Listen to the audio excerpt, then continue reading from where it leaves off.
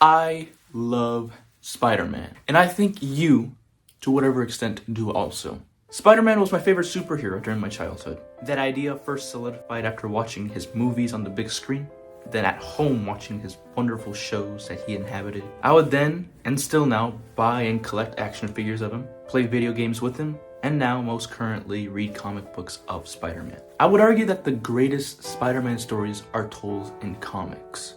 Or maybe not. So it is interesting when looking at the current Amazing Spider-Man, written by Zeb Wells, and the bi-weekly sharing of the polarizing decisions it makes, and the collective ridiculing of the story online. Now, I think the criticism that this series gets is warranted. In fact, I would encourage further discussions about where Peter Parker should be headed towards. Spider-Man is more than just one creative team. But my big problem is, of the wider discussion, it feels like there's just only negativity about the series. Though there are bad stories and decisions made, there's some good, despite the clear editorial decisions and rules set out for the team. Though there are bad parts of the story, I do want to talk about the good, because I don't think it's discussed nearly, if not at all.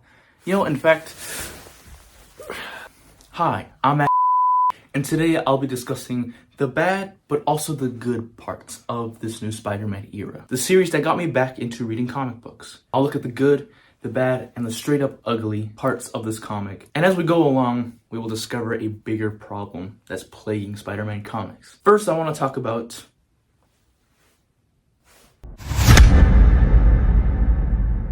the first 5 issues of this new Spider-Man run is great. In fact, these half of the comics that I've read are a great story that is told with precision and focus on the character of Peter Parker, whilst also consistently pulling characters into the main light that have been starved of new stories. These stories also explore a new direction for Peter, now allying himself with a Norman Osborn that has been rid of his evil. That is both intriguing and surprised me with the depth it showed. There's just about everything you need to distinguish that the character we are following is Peter Parker, and not just the nostalgic art by John Romita Jr., but the familiar traits like his quipping, which has a common misconception. Peter is not quipping because he has a problem not talking. He is throwing insults at his opponents to get into their heads. It's kind of like verbal fighting. Quips are filled throughout the conversations Spider-Man has with villains, whether they're fighting or they're talking. Peter will consistently narrate and talk to himself, with this run getting creative with the formatting of the narrating. Either seeing Peter document a routine or showing Peter losing consciousness by writing barely formed sentences.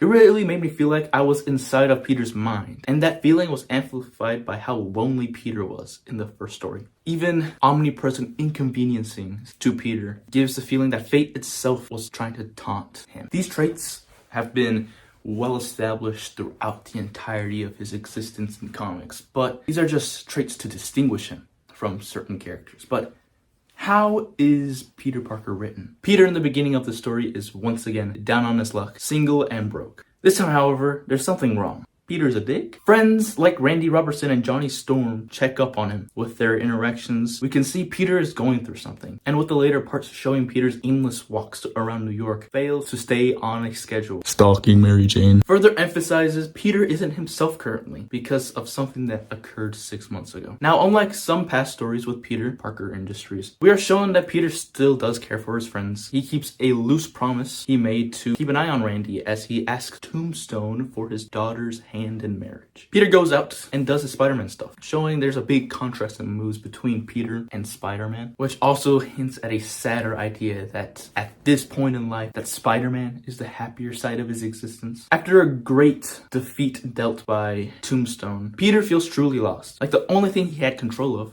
being Spider-Man, had been humiliated by a street-level crime boss. When Peter is at his lowest, Black Cat visits him. Peter once again tries to push another close friend away, but Felicia is here to give him the words straight up. Peter takes a step back, thinks of a way to properly take down Tombstone and not just jump in head first. We see a mental improvement, seeing that he can finally clear up his mind and focus on what is truly important, which in this story is to stop Tombstone from becoming the sole mob crime boss in New York. Peter visits Aunt May after a victory to make good on a promise to have dinner with her, showing that Peter is picking up his responsibilities once again. This story is great, and this This alone made me excited for future stories because we see a clear improvement in Peter in one single story. And also the story was a great standalone series. That was open-ended, but I still felt somewhat satisfied. But I did want to see where new things would go into. Like Norman Osborn showed up.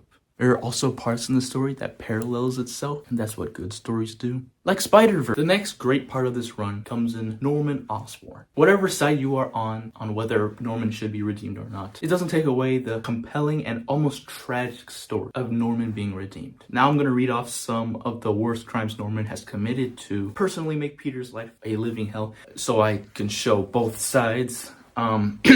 He kidnaps and murders Gwen Stacy, and Sin's past was retconned, but it still psychologically manipulated Peter to believe that he was a clone throughout his entire adulthood. He killed Ben Reilly, he killed Flash Thompson, sold Harry Osborn's soul to the devil, and made him hate Peter once again. Kidnapped Aunt May, swapped her with an actress who died, and made Peter really sad. Like, what?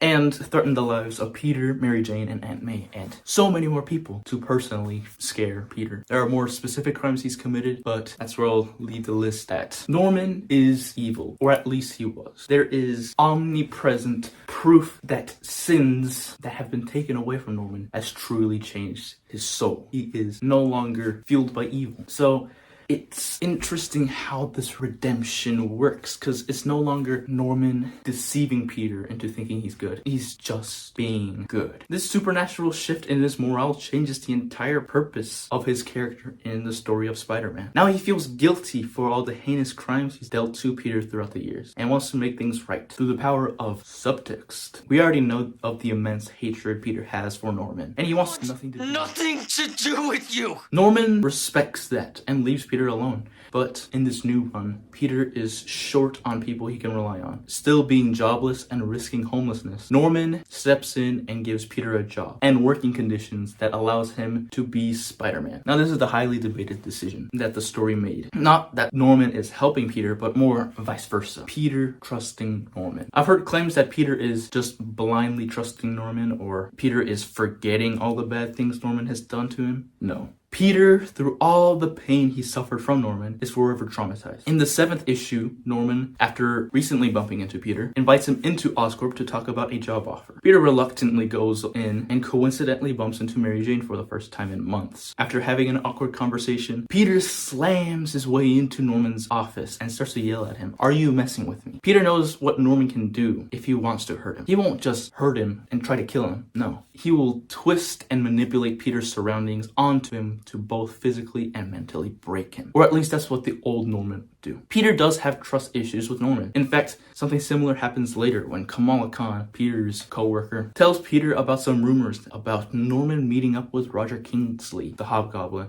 Okay, so I got something wrong. Peter did not talk to Kamala Khan about Norman and Roderick. It was Ned Leeds breaking into Peter's apartment to talk to him about it, and he showed pictures of Norman and Roderick together recently. I apparently made something up in my mind about Kamala and Peter talking. My bad.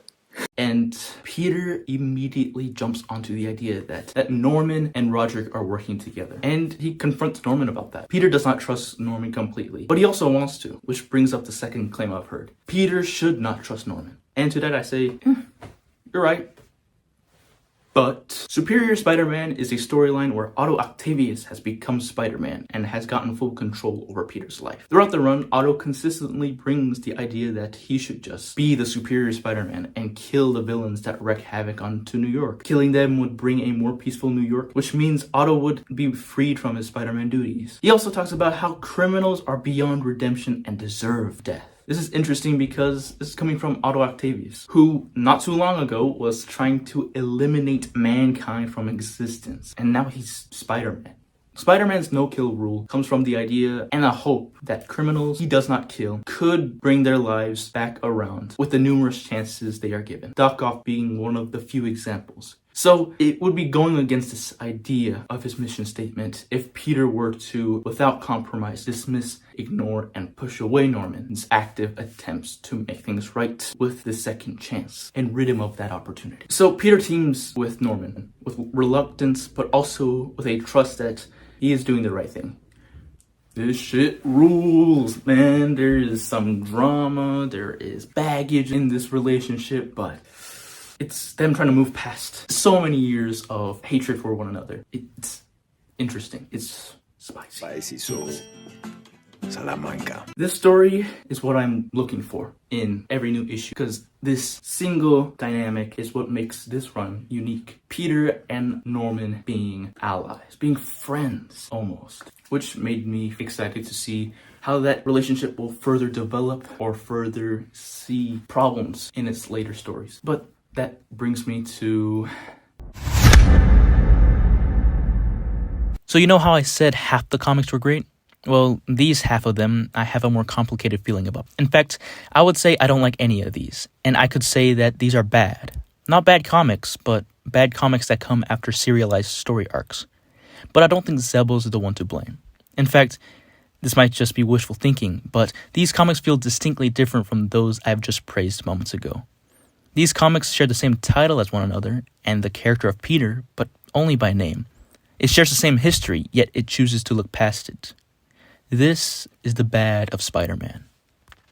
In these half of the comics I will be talking about, it includes issue 6, which is the big 900th issue, 9 and 10, the X-Men tie-ins, and Dark Web. Oh, also 19 and 20. My problem with all of these to varying degrees is that they feel like mandated stories. Issue 6 is a celebration story, a celebration of Spider-Man, and it's just that, a lighthearted, fun story that shares the joy of Spider-Man. My problem isn't in the story, which has quite a different tone to the last issue, which was a gritty street-level story. My problem lies in the characters that appear in the story. Otto Octavius shows up alongside the Sinister Six, which is cool, if you ignore that Otto had gone through his redemption arc in Superior Spider-Man. Twice. Kraven is here, but it isn't the original. This is a clone version of his, which I don't think they mention. Sandman even remarks that he shouldn't be fighting Spider-Man.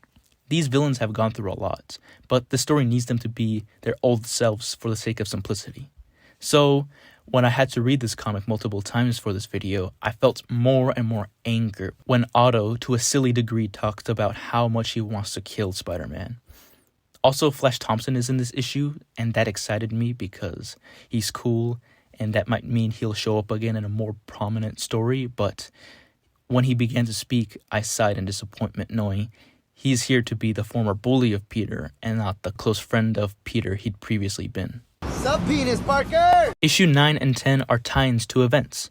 Issue 9 is centered around the Hellfire Gala, which was an event where the X-Men team were voted on by both mutant kind and invited superhero guests. Peter in this comic is written distinctly different. He is obnoxious. Peter, unlike what I said previously about his quipping, seems to have a hard time shutting up. He'll continually get into conversations for the sake of talking. This weird and sudden shift in his attitude will stick in a weird way throughout the comics I'll talk about. Anyways, Mary Jane gets kidnapped, Wolverine and Spider-Man team up to save her, and they do just that. And then we get one of the best pages in comics. That was sarcasm. This issue feels pointless, especially when you look at when the event was ongoing and when this issue was published. Why bother releasing it if it wasn't alongside the event? Issue 10 ties into Judgment Day, an event where Celestials, godlike creatures in the Marvel Universe, judges its characters by inhabiting the looks of a deceased loved one of theirs, and follows them around. This story follows Peter as he goes around talking to the people he's close to, whilst a Gwen Stacy lookalike follows him around every waking moment. This issue is pretty alright. Again, Peter feels a bit too childish, but there are moments like him talking to Miles Morales and telling him how proud he is of him, or him taking a moment to grieve over Ben Reilly. I felt good about these parts in the comic, but the issue ends on a cliffhanger where Norman has PTSD looking at a briefly resurrected Gwen Stacy, and he looks all kinds of evil, which by visuals alone makes me suspect Norman is evil now. Also, a Celestial disguised as Gwen seems to have judged Norman, which makes little sense since Norman and Gwen weren't acquainted with one another, unless you count since past. This issue is one of those I don't hate. In fact, I somewhat enjoyed it, but because of the characterization of Peter and Norman, this feels weird in its continuity, and that's why it's in this segment. Next, we need to talk about Dark Web. which takes up issues 14 through 18 of the Spider-Man title, and also has its own first and final issue to start and end the event. These all suck, and for two reasons and two reasons only. Ben Reilly is stupid, and Peter Parker is equally stupid. For those who are unaware, Ben is the first clone of Peter, showing up in Amazing Spider-Man 149, and was killed in battle against Jackal. That clone would later be retconned into being alive, and would be formally introduced as Ben Reilly during the Clone Saga, where during its long serialization became Spider-Man, and built a bond with Peter, going from reluctant allies to brothers. Ben has had a rough time in comics, consistently coming back from the dead in new and weird ways to make him a part of Spider-Man comics again, until late 2021, where Ben was brought back into Spider-Man comics as Spider-Man. This era showed Ben taking up the mantle of Spider-Man once again, finally being happy after so many years of rejection, until the Beyond era of Spider-Man ends with Peter and Ben finding out that Beyond, the company that was sponsoring Ben as Spider-Man, is evil. So the two team up, except Ben goes from, "Peter, I love you like a brother," to, "I can't remember stuff, Peter. I'm gonna kill you!" And Ben falls into a vat of chemicals, becoming Chasm. Dark Web builds off of this dumpster fire of an ending. Ben Reilly is stupid. He wants his memories back, but believes that the best action to take is to kill Peter for those memories. Despite the story before about Hobgoblin showing a memory-altering machine that could, by Peter's confidence, restore someone's memories, being shown shows that technology could restore Ben's memory. But instead, Ben builds a dimension-traveling portal to Limbo and allies himself with Madeline Pryor, the ruler of Limbo, to get revenge on both Peter and Jean Grey. Their plan is to capture the respective originals, kill them in a satanic ritual that would bring their memories back. Ben, though he's lost his memories about Uncle Ben, also seems to have lost his sense of morality, and is willing to put the city of New York in chaos and kill multiple people in order to get his memories back. There are no themes about memories in this story, it's just the goals for the villains. The next and equally bad part of Dark Web is Peter Parker. The story opens with Peter talking to himself about the creatures that are roaming around New York, and also mentions that he let the X-Men deal with them. This feels silly coming from the guy that's all about responsibility, passively letting someone else do a job that he could very well do. The stupidity of this action, or the lack thereof, is amplified by the fact that Peter continues to preach about responsibility to Ben, who cannot remember that quote because his memories have been lost, which he makes it very clear to Peter. But Peter also treats Ben as his own responsibility and pushes away the help that the X-Men continually offers him. This feeds into the fact that Peter, in its own Spider-Man-centered event, is the most passive I've ever seen of him. Even more passive than letting the thief walk past him that would kill Uncle Ben. Remember how the X-Men are here? Jean Grey is an Omega-level mutant, with both telekinesis and telepathy powers, and she is present throughout the entire event. Wouldn't telepathy be a solution into restoring Ben's memories? Well, the story brings that idea up also. Jean Grey and Madeline Pryor come face to face. Pryor makes it very clear that she wants her memories back, and Jean Grey just gives them. This also happens in the X-Men tie-in, which is pretty good. Once her memories are restored, Pryor does a complete 180, telling Ben that they need to stop this whole thing. Ben? Yes? No. So Ben steals the scythe that belongs to Pryor and becomes King Chasm, and now has control of Limbo because he's wielding the scythe. Again, Pryor does not promise Ben the idea that he can get his memories back, instead just saying that they are being bad, and being bad guys are bad. The X-Men stops Chasm, no, not Spider-Man, and Pryor puts Ben in a nature asylum, where he will stay for the foreseeable future. This all sucks, and I think I've made it clear why the story is terrible to its core. However, there are two things that I like from Dark Web. First, the art by Ed McGuinness is truly spectacular. Second, I liked Rec Rap, though it was ironically when the story was ongoing. He is unironically my favorite part of Dark Web. I love you, Rec Rap. Issues 19 and 20 tell a story where Black Cat and Spider-Man go on vacation. I don't remember any of the story, but what I do remember is this panel, because people were talking about it. First, yes, it is stupid for Peter to call his relationship with Mary Jane one of brother and sister, because not only were they in a relationship for decades, but because Peter also has a sister, which is a whole can of worms in itself. But if him and Mary Jane is what he'd describe as brother and sister, what does he think of Teresa? Except here's the thing. This one line is a stupid line Peter blurts out when Felicia asks him about their relationship and his feelings for MJ. Even Felicia points out that that's not it, and Peter continues to go through all kinds of labelings for his relationship to MJ. Peter does not believe a single word he is saying, but it's more Peter being childish and not being able to directly say how he cares for Felicia now. From the very little I remember of the story, it's filled with Peter being childish, which is a recurring part of these stories that stinks because this guy's in his 30s. In spite of my lukewarm feeling of these comics and even hatred for dark web, more like poop web, I'm still excited for the main story of Spider-Man. But I was getting tired since it had been 7 issues since the comic went back to telling story arcs. And if you include the dark web issues you need to read to get a complete story, it had been 9 issues since plot continued in Amazing Spider-Man. But I was excited to see how the plot would finally move past months of mandated stories. But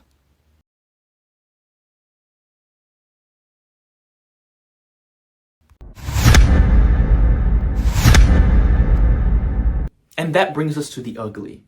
So, at the time of recording, Spider-Man is back to serialized story arcs. Let's go! Yes! And it's great. I don't want to give away too much about this story because it's new. Also, it might do a complete 180. Maybe I'll hate it at the end. But I'm liking it so far. Again, it's got some problems. I don't think I've 100% loved Zeb Wells' story altogether. But it's kind of like how I feel about those story arcs in the good segment. Great art, great pacing throughout the story does feel rushed, and I'm going to talk more about that later. I liked Peter. I do like how we are starting to bridge the two versions between the beginning of Zeb Wells and like Nick Spencer's Peter Parker. Again, rushed is the word here because I think the switch happens in the span of an issue. Norman Osborn's here, and the few times he's on page, he throws out some cold ass lines, and I'm like, yes!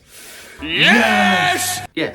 All my worries while reading Judgment Day, gone. Mary Jane is here, and she's doing a little more than all the other Zeb Wells stories, which is cool. We don't quite see their relationship on display during these flashbacks. We do see that clearly Peter cares for MJ and MJ cares for Peter, but we don't really see just the two of them interact. Fantastic Four, Captain America are here while Peter is like running away. I did feel it was a bit rushed, especially the Captain America portion, but the fact that narration is such a big part of Zeb Wells' Spider-Man, and we do see the guilt that Peter feels through those bubbles. Yeah, I'm able to somewhat look past that. Again, rushed. It feels sort of rushed. Issue 23, which is the last issue that has come out, ends with Peter working with Norman. I don't really have much against this story, mainly because it's not done, and I am of the belief that it's hard to judge a story without a bookend. Not all stories, believe me. Some of my favorite stuff doesn't have an ending, but yeah, I don't want to jump the gun and say, oh, I love this. So why is this in the ugly segment? In fact, I seem to enjoy it. Well, the ugly of Spider-Man comes in not this story per se, but more discourse. This run has been, I think, the most controversial of recent times. Definitely not the most controversial, but between Mary Jane and Peter Parker breaking up, to Norman and Peter teaming up, to the little things that the story changes from Nick Spencer's era, just kind of completely understandably brings a sour taste to Spider-Man fans that were reading Spider-Man for years now. Continuity is something that Zeb Wells always refers to. He always gets into that deep cut references. In fact, this whole story arc revolves around a character that he brings back after like 400 issues. Oh my god! But there's one thing like bringing somebody back, cameos. It's another thing having character continuity, and that's a bigger problem. That's not just in Zeb Wells' Spider-Man. I want to talk about JMS for a second. Maybe not him directly, but his Spider-Man run. I think of what I've read, because I'm not the biggest comic reader. Don't look at that. His Spider-Man run is my favorite, and it's for 2 reasons, but they all stem from one main reason. Peter Parker's maturity and his relationship with Mary Jane is fantastic in that series. It's perfect, I think. So how can I like JMS's story that's really rooted in Peter and Mary Jane's story, their love for one another, and Peter Parker's growth? How can I like that and also like Zeb Wells? I like Zeb Wells' story for different reasons, and I don't like it for the reasons why I love JMS's Spider-Man. Peter and MJ are really good together. Not only are they cute together, but they work because they have a deep understanding of one another, which is what any good relationship has. Yeah, and seeing that and reading that in JMS, in that Amazing Spider-Man run, and One More Day happens in that same run that firmly establishes that, yeah, they are meant to be. It's heartbreaking, really.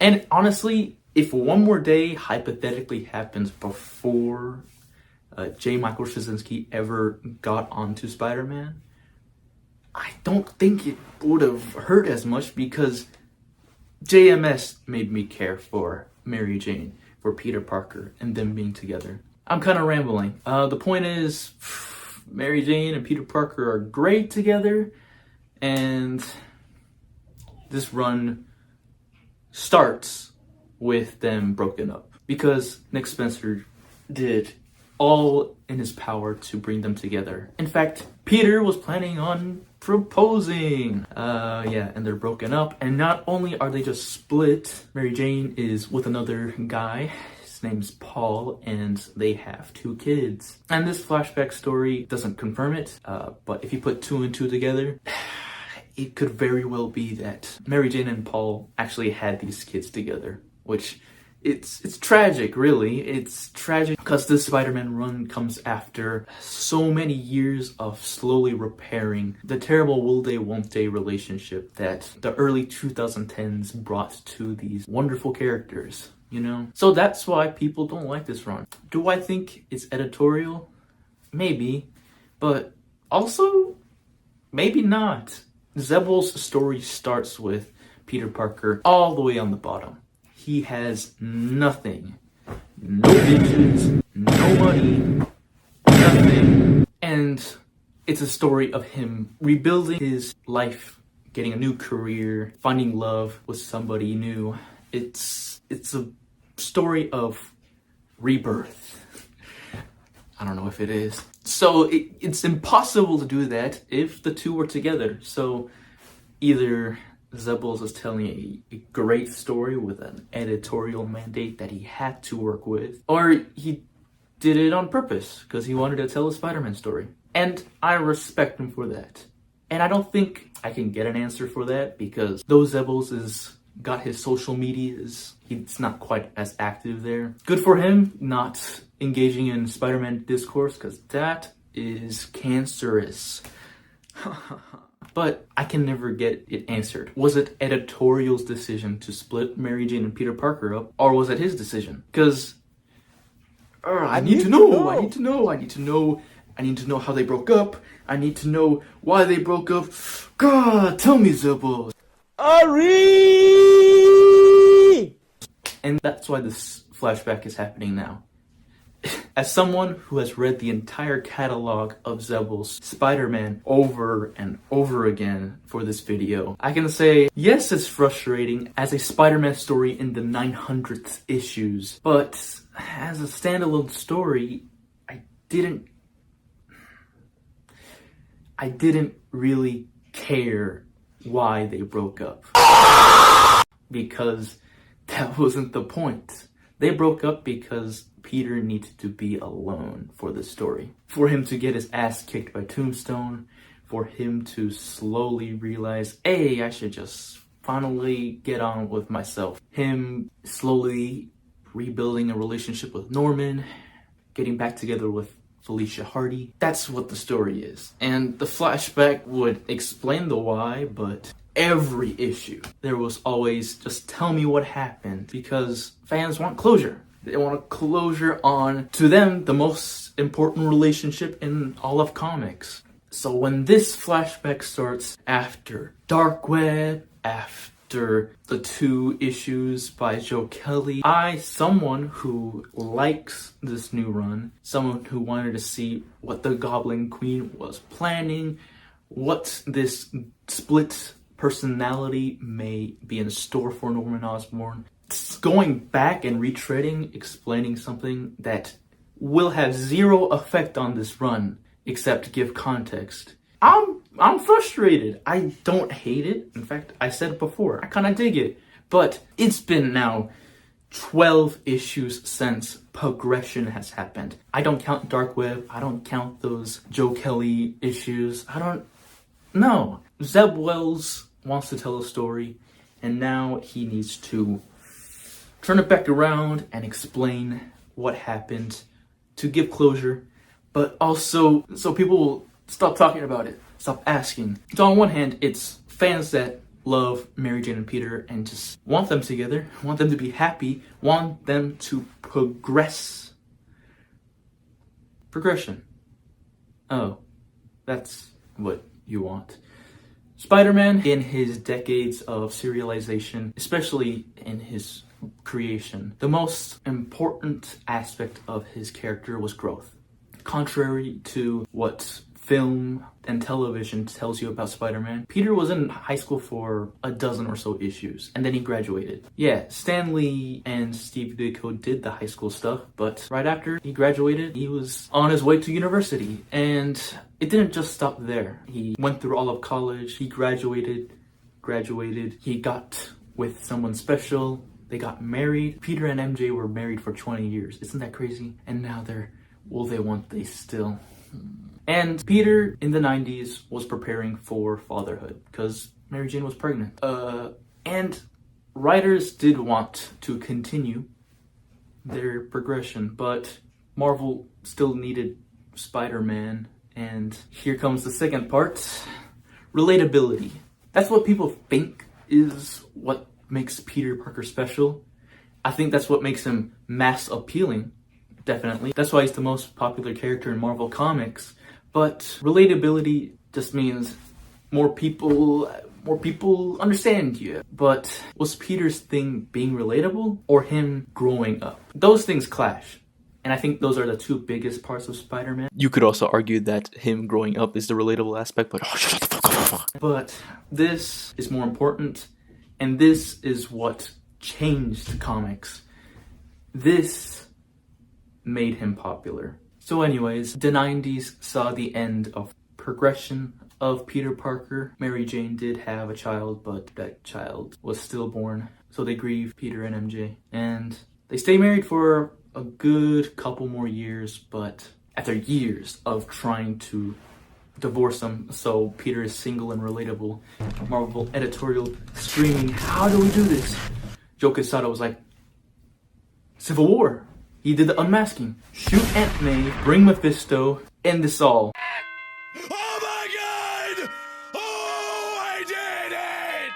Oh! And yeah, that's probably the biggest L for Spider-Man and probably the biggest W that Marvel editorial has ever taken. So since then, we have had writers that do genuinely love Mary Jane and Peter Parker and want to see them finally or get back to where they were in the early 2000s with the JMS run, like Nick Spencer. And I don't think Zeb Wells is particularly against progression, because again, the story is about picking yourself back up and moving forward. But it kind of contradicts. Do me, not you, do I want this Zeb Wells run to be unconditionally his, or do I want MJ and Peter together? This is the ugly of Spider-Man.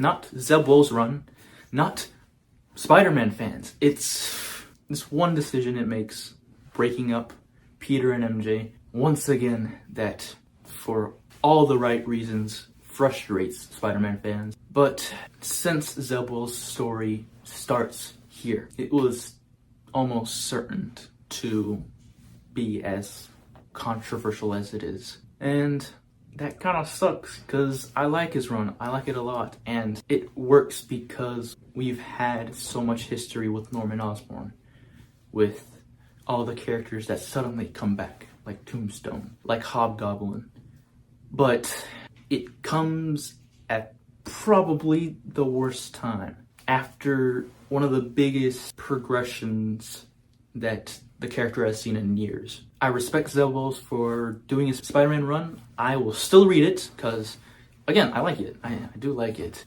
I respect him. I respect Spider-Man fans for wanting progression, especially since Sony Pictures in 2018 dropped a bombshell of a movie called Spider-Man Into the Spider-Verse. It is the best Spider-Man story ever told. I was hinting at that. And it's great for every single reason imaginable. But I liked it while watching it because of Peter. Peter B. Parker almost feels like a caricature of modern Spider-Man comics. Him being a slog, being smart but not having a job, being single and alone, and almost grumpy because of how much crap he's gone through. But unlike Spider-Man comics, Peter B. Parker in the Spider-Verse, a secondary character, sees growth. He sees that he needs to change. He needs to be open to moving on, moving past, to being a married man with a child. And that happens. In Across the Spider-Verse's latest trailer, we see little Parker. That's awesome. Seeing him progress as a secondary character from the deepest of trenches all the way to getting back with Mary Jane, having a kid, and being Spider-Dad. Those are glimpses at what I love about Spider-Man. Growth. Moving on to the next stage, no matter how afraid you are. I think Marvel is afraid of letting this guy grow. They're not against the idea because we get a plethora of amazing Spider-Man comics that have Peter Parker together with Mary Jane, happy, with kids. And they're not even like from the past. Yeah. But they don't want to commit because they're afraid. This is the ugly of Spider-Man. Not Zeb Wells' run, not the fans, not any of the conflict between those two. Marvel's the ugly. And not them. Their fear of letting Spider-Man grow. So what's the point of this video? I don't fucking know. Spider-Verse, go watch that. That's exciting. But if you're waiting for Spider-Verse and want to watch a movie, watch the Super Mario movie. Let's go. This goes out to my one and only Peach. I love you, baby.